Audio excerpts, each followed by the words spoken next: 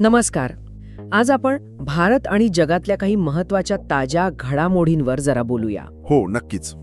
म्हणजे व्यापार आहे, आंतरराष्ट्रीय संबंध, देशातले काही नवे उपक्रम, बऱ्याच गोष्टी आहेत. आपल्याकडे ताज्या घडामोडी, भारत आणि जग यावर आधारित काही माहिती आहे.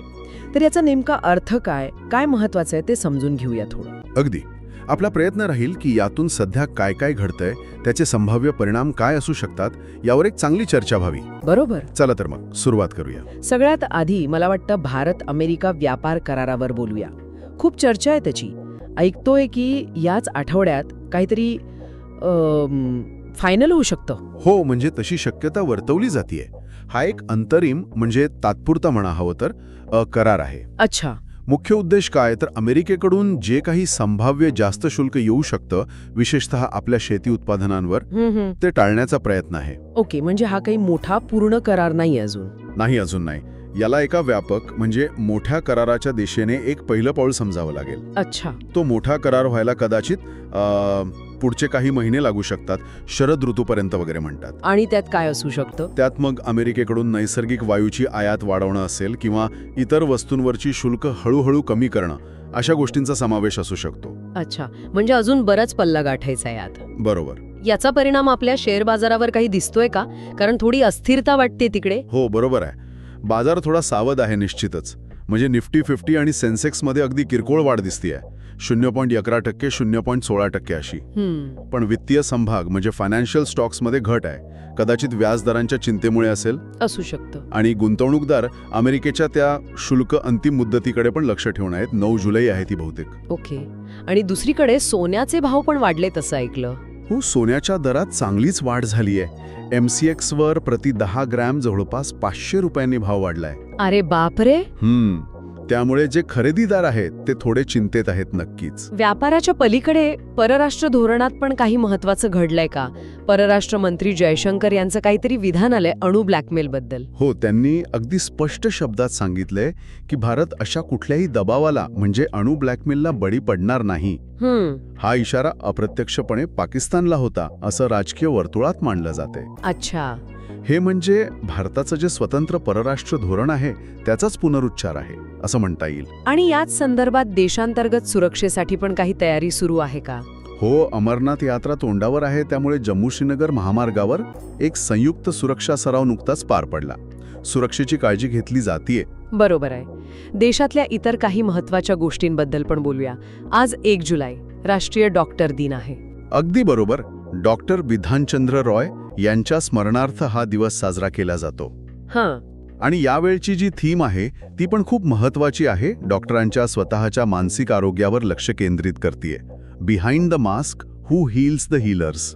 खरंच महत्वाचा विषय आहे हा. हो ना, कारण सध्या आपल्याकडे डॉक्टर आणि लोकसंख्येचं प्रमाण पाहिलं तर ते साधारण 1 डॉक्टर मागे 811 लोक असं आहे, जे अजूनही आदर्श प्रमाणापेक्षा बरंच कमी आहे. डॉक्टरांवरचा ताण वाढतोय. हे खरंय. आणखी एक बातमी आहे, भारतातली पहिली सागरी NBFC सुरू झाली आहे, SMFCL. हो, बरोबर. Sea maritime financial corporation limited ही भारतातली पहिलीच सागरी क्षेत्रातली नॉन बँकिंग फायनान्स कंपनी आहे. अच्छा. सरकारचा जो अमृतकाळ विजन आहे त्याचाच एक भाग आहे. जहाज उद्योगाला म्हणजे शिपिंग इंडस्ट्रीला वित्त पुरवठा सुलभ व्हावा, हा उद्देश आहे. चांगली गोष्ट आहे ही. आणि अर्थमंत्र्यांचा परदेश दौरा पण आहे ना? हो, अर्थमंत्री निर्मला सीतारामन स्पेन, पोर्तुगाल आणि ब्राझीलच्या दौऱ्यावर आहेत. तिथे संयुक्त राष्ट्रांची एक वित्तीय सुधारणा परिषद आहे त्यासाठी. ओके. आणि एक ॲप पण आलंय सरकारी आकडेवारीसाठी, गो आय स्टॅट्स. हो, गो आय स्टॅट्स नावाचं ॲप सुरू केलंय. सरकारी आकडेवारी, डेटा वगैरे सहज उपलब्ध व्हावा यासाठी. म्हणजे आता माहिती मिळवणं सोपं होईल. उत्तम. आता थोडं आंतरराष्ट्रीय घडामोडींकडे वळूया. मध्य पूर्वेत तणाव पुन्हा वाढलेला दिसतोय. इराण आणि अमेरिका यांच्यात काय चालू आहे नेमकं? तिथे परिस्थिती जरा गंभीर झाली आहे. अमेरिकेने इराणच्या अणु प्रकल्पांवर ऑपरेशन मिडनाईट हॅमर नावाचा एक कथित हल्ला केला असं म्हटलं जात आहे. कदाचित सायबर किंवा ड्रोन हल्ला असेल. अरे देवा. त्यानंतर इराणने पण प्रतिक्रिया दिली आहे. त्यांनी संयुक्त राष्ट्रांचे जे अणुनिरीक्षक आहेत त्यांच्याशी सहकार्य थांबवलंय. अच्छा. म्हणजे आता तपासणी नाही करू देणार. तसंच दिसतंय सध्या तरी. त्यांची अणुवस्त्र क्षमता अजूनही अबाधित आहे असं मानलं जातंय आणि देशांतर्गत पण लोकांवरचा दबाव वाढलाय असं दिसतंय. आणि इस्राईल शस्त्रसंधीचं काय? ती पण अगदी नाजूक स्थितीत आहे, कधीही बिघडू शकते. हे सगळं चिंताजनक आहे. तिकडे अमेरिकेत पण काहीतरी मोठं घडतंय असं ऐकलं. 3.3 ट्रिलियनचं काहीतरी विधेयक. हो, अमेरिकन सिनेटमध्ये एका मोठ्या कर आणि खर्च विधेयकावर मतदान प्रक्रिया सुरू आहे. त्याला वोटारामा म्हणतात. वोटारामा म्हणजे काय? म्हणजे एका पाठोपाठ अनेक दुरुस्त्यांवर खूप वेगाने मतदान होतं. यात मोठे बदल प्रस्तावित आहेत, कर कपात आहे, मेडिकेड म्हणजे आरोग्य सेवेत बदल आहेत, इमिग्रेशन बद्दल पण काही गोष्टी आहेत. बापरे, 3.3 ट्रिलियन हे मंजूर होईल का? सांगता येत नाही. खूप मतभेद आहेत त्यावर. त्यामुळे ते मंजूर होईल की नाही हे अजून अनिश्चित आहे. आणि याचा परिणाम जागतिक बाजारांवर पण दिसतोय. थोडी अस्थिरता आहे. म्हणजे एकंदर जागतिक पातळीवर बरीच अनिश्चितता आहे नाही का? आर्थिक आणि पर्यावरणाच्या पण काही चिंता आहेत. नक्कीच. युरोपियन सेंट्रल बँकेच्या फोरममध्ये क्रिस्टीन लागार्ड यांनी पण याच जागतिक अनिश्चिततेवर भर दिलाय. व्यापार, महागाई, आर्थिक वाढ या सगळ्याबद्दल चिंता व्यक्त केली आहे. अच्छा. अमेरिकेतलं हे विधेयक रखडलंय. दुसरीकडे वाढते टॅरिफ्स म्हणजे शुल्क आणि आता जपानसोबत डिजिटल सेवांवरून पण व्यापार तणाव सुरू झालाय. या सगळ्याचा परिणाम बाजारांवर होतोच. आणि पर्यावरणाच्या आघाडीवर? तिकडे दक्षिण युरोपमध्ये उष्णतेची लाट आहे आणि जंगलातल्या आगीचा धोका वाढलाय. तर दुसरीकडे मेक्सिकोच्या पूर्व किनाऱ्यावर बॅरी नावाचं चक्रीवादळ तयार होतंय, ज्यामुळे मुसळधार पावसाचा इशारा आहे. अरे रे. आणि मध्य आफ्रिकन रिपब्लिकमधनं पण एक दुःखद बातमी आली आहे. हो, ती खूपच वाईट बातमी आहे. तिथे एका शाळेत स्फोट झाला आणि त्यानंतर चिंगराचिंगरी झाली. शाळेत? हो. त्यात 29 जणांचा मृत्यू झाला आणि जवळपास 280 लोक जखमी आहेत. तिथे राष्ट्रीय दुखवटा जाहीर केलाय आणि आता आपत्ती व्यवस्थापनावर मोठे प्रश्न उभे राहिले आहेत. खरंच खूप दुःखद आहे हे. आणि रशियाबद्दल पण काही बातमी आहे? हो, एक बातमी अशी आहे की रशिया त्यांच्या संरक्षण खर्चात कपात करण्याचा विचार करतंय. नाटोचा जो लष्करी विस्तार होतोय पूर्वेकडे, त्याबद्दलच्या चिंतेमुळे कदाचित हा विचार असावा. अच्छा. म्हणजे आज आपण बऱ्याच गोष्टींवर बोललो.